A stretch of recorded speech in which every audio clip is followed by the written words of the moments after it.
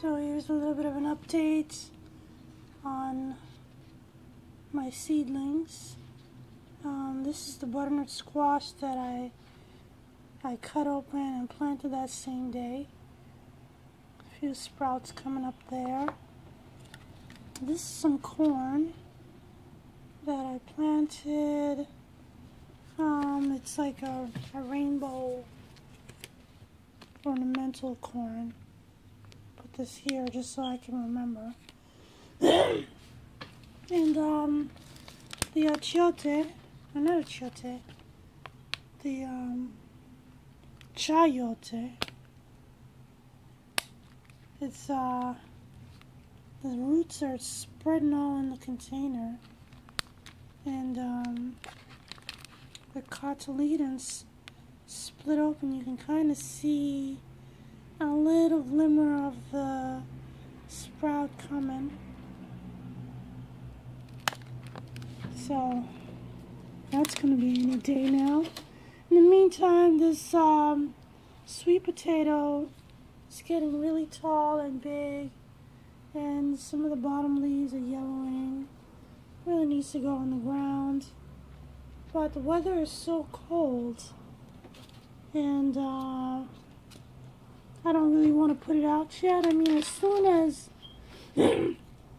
as this weather breaks, I'll put it out, but not until maybe 2 days from now. I've been doing this for a few minutes now. I came out later in the day than usual, so it's almost time for me to go back inside already. But anyway, I decided I would try and get these Lutz green leaf beets finally planted up. You know, they're really overgrown, and I planted too many. I didn't think that most of these seeds were gonna grow because they were so old, but most of them did germinate. So I've been trying to plant as many as I can, and this is actually what's left over, and it's more than half. So anyway, and I also have this over here, which is I'm not really sure what all that is. I'm pretty sure that's Swiss chard that came out of a salad mix. So and then there's this this is golden beet, and there's some other stuff growing in there. So anyway, I'm gonna do the best that I can.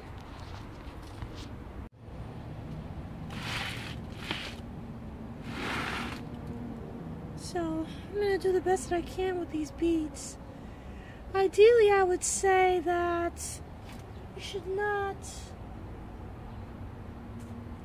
direct seed beets. You should not try to prick them. I did this because I was trying out the winter sowing thing, and these were, as you can see, extremely successful.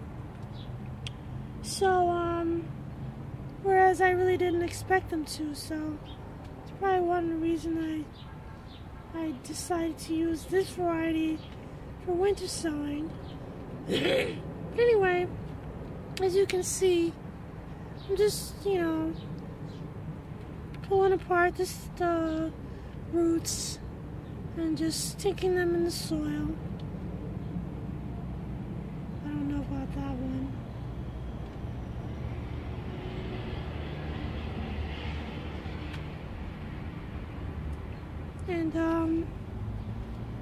And of course, this is just another stopgap, because I don't think I'm going to leave the beets going over here. Okay, so here we are. I did all this, and a few more over here.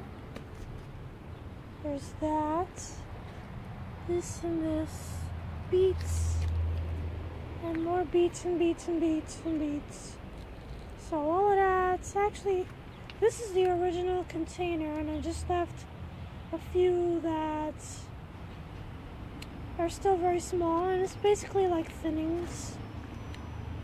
So those will continue to grow, and the rest of these transplanted will grow up a little bigger until I can figure out where I'm going to put all these things, because it's a lot of stuff. And I do have like 4 places I can garden, but it's still a lot of plants. It's a lot of demand. Anyway, so this kind of helped me today. The weather's been so funny and cold, and being in the greenhouse has been a good way to get some things done and not lose my mind. And anyway,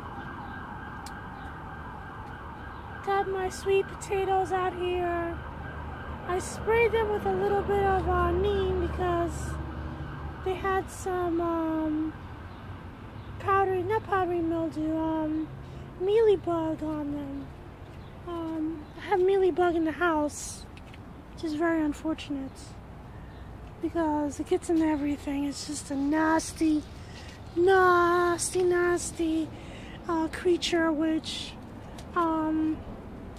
piggybacked like 4 or 5 years ago.